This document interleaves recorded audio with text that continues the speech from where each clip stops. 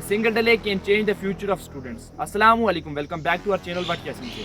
आज हम बात करेंगे जो एनटीए ने प्रॉमिस किया था स्टूडेंट्स के साथ कि आपकी जो फीस है नीट एग्जामिनेशन की वो हम रिफंड करेंगे, क्योंकि जो हमारा एग्जामिनेशन हुआ था 3 मई को वो कैंसिल हो गया था। फिर हमारा री नीट हुआ 21 जून को। 12 मई को इनकी ये अपडेट आई थी कि जो जिस बच्चे ने एग्जामिनेशन फीस भरी है रजिस्ट्रेशन के दौरान उसको हम रिफंड करेंगे। लेकिन अभी तक टोटल रजिस्ट्रेशन जो 2026 में जिन लोगों ने फॉर्म भरा था वो था 22,79,743। उसमें से आधे बच्चों को आ गई है फीस, आधे बच्चे यहाँ पर पड़े हुए हैं। आप कर क्या रहे हो बच्चों के फ्यूचर के साथ? अगर आपको दिखाना है, कोई बच्चे यहाँ पे एसटी कैटेगरी से हैं, कोई ओबीसी से हैं, कोई जनरल से हैं, कुछ बच्चों को पैसे की ज़रूरत है और मनी एसेंशियल है।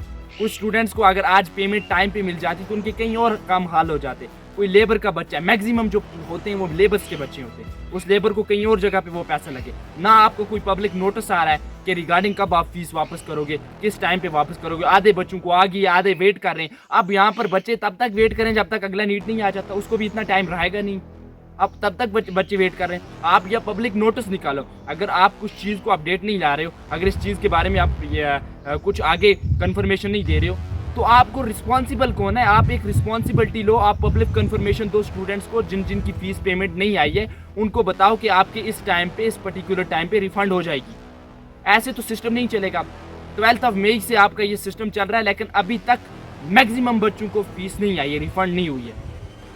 अगर ये अकाउंटेबिलिटी चाहिए बच्चों को कि उनकी जो पेमेंट है वो टाइम पे आ जाए, ताकि वो किसी और एग्जाम के लिए ये पेमेंट भर के आगे फ्यूचर अपना बनाए, और ये एक पेमेंट की वजह से उनका फ्यूचर बन सकता है।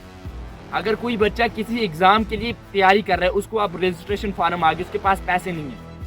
अगर उसके पास पैसे होते वो एग्जाम क्लियर करके वो कल किसी जगह पे ऑफिसर्स बन सकता है। आपके ये सिंगल ना पैसे देने से बच्चों का फ्यूचर तबाह हो रहा है, बच्चों का फ्यूचर बर्बाद हो रहा है।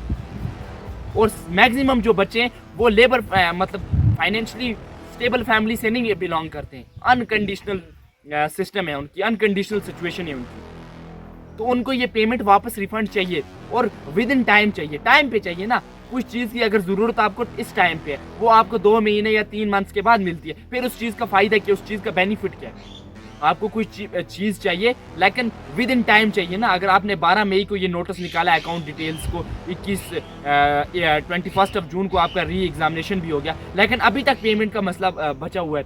मैक्सिमम बच्चों को पेमेंट नहीं आई, तो आपको इसके लिए कुछ ना कुछ पब्लिक नोटिस तो देना होगा ना, ताकि बच्चों को पता चले कि किस टाइम पे, पर्टिकुलर टाइम पे हमारी पेमेंट आ जाएगी, इस रेंज के इस टाइम पे हमारी पेमेंट आ जाएगी।